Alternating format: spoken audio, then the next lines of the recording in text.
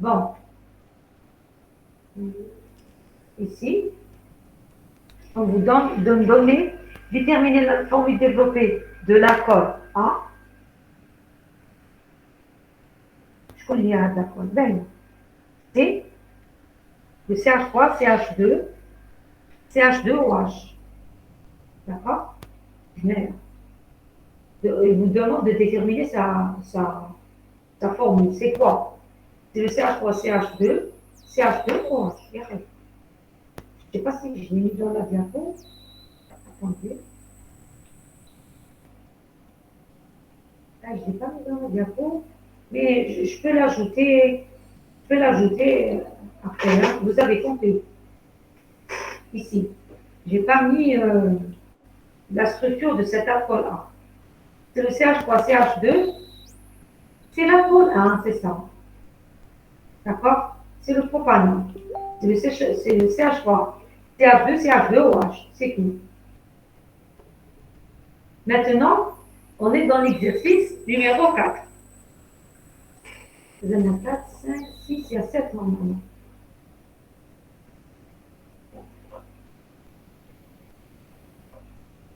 Maintenant, je les teste. Hein. Test de Lucas, de Shift, du PNPH, d'accord? Alors, regardez. Exercice numéro 4. L'hydratation. L'hydratation au milieu acide de nacelle 1 donne un composé B de masse molaire 46. Maintenant, vous a donné la base. Déterminez la formule brute de B et celle de A. Donnez la formule semi-développée de B et détaillez le mécanisme de réaction. On réalise les expériences suivantes. Attendez, donc on démarre et après on reprend.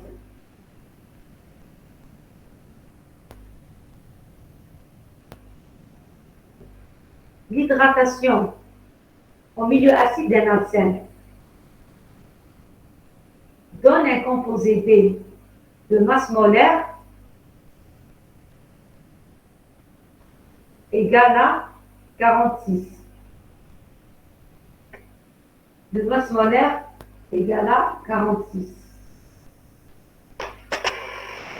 Alors, on doit retrouver le nombre de N.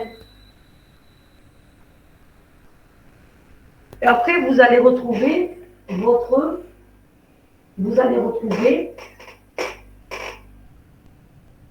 molécule.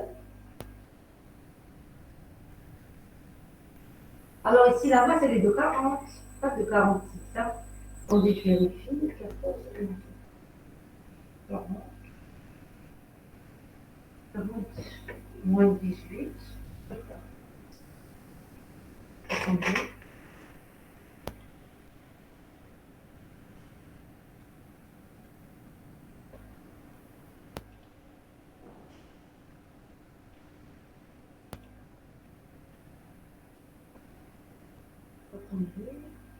C'est 46, 46,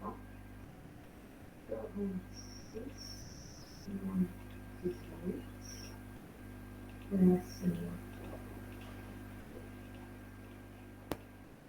C'est 46. Hein. C'est pas 40. Il m'a fait l'exercice, une erreur de frappe. 46. D'accord? Donc, vous savez retrouver votre N. On vous a donné la masse. Vous connaissez la formule brute de votre arsène. L'arsène, c'est quoi? C'est C1 H 2N. N égale à 12.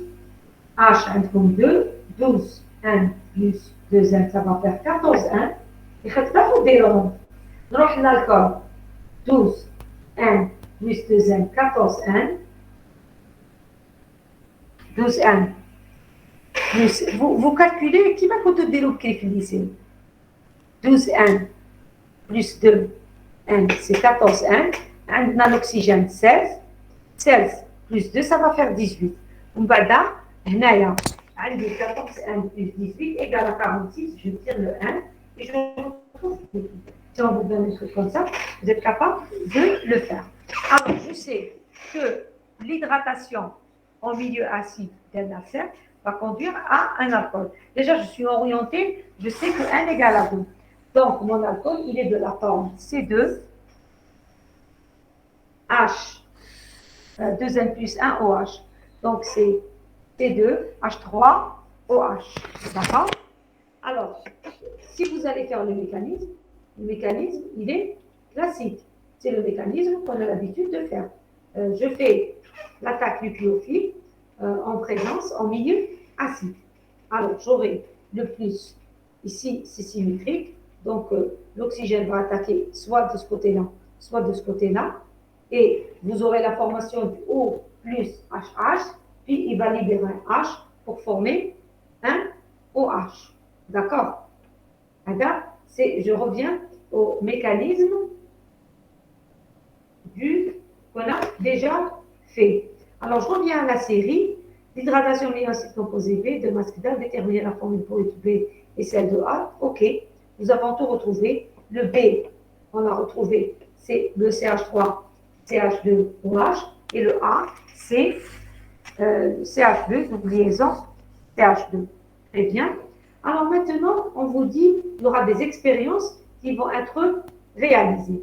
Alors la première expérience, regardez, une solution de B. Nous, on connaît le B. C'est le CH3, c'est l'alcool. C'est le C2H5OH. C'est le C2H5OH. Alors cette solution B, notre alcool que nous avons obtenu, il faut aussi savoir, l'alcool que nous avons obtenu est un alcool primaire. Notre alcool est un alcool primaire. Alors, cet alcool primaire, nommé B, on lui ajoute une solution de bicarbonate de potassium et quelques gouttes d'acide sulfurique. Tout le monde doit savoir faire la réaction bilan.